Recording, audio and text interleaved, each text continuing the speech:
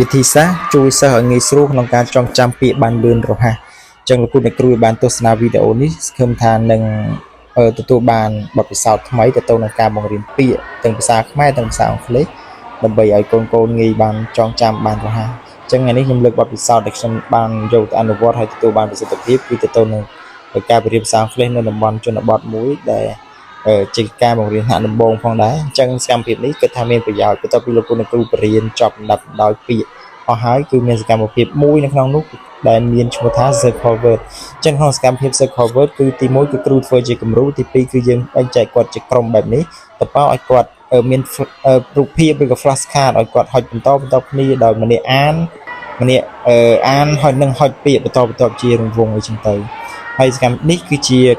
ដំណាក់កាលដំបូងដែលគ្រូធ្វើជាគំរូដែលគ្រូលើករូបភាពមួយហៅថាដាក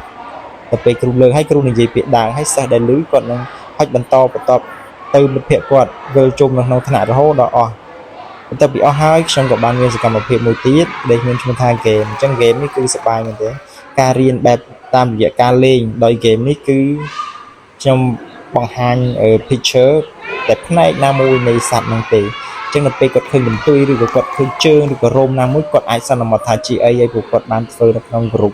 ក្នុងក្រុមហ្នឹងគាត់បានឃើញរូបភាពហ្នឹងម្ដងរួចទៅហើយអញ្ចឹងសកម្មភាពនេះទោះវាសប្បាយរីករាយប៉ុន្តែគឺជាចំណេះដឹងដែលកូនសិស្សទទួលបានពេញលេញអានេះគឺជាដំណាក់កាលនៃការរៀនដោយតាមរយៈការលេងដែលគាត់អាចទទួលបានចំណេះដឹងដោយមិនដឹងខ្លួនអរគុណលោកគ្រូសម្រាប់ទស្សនា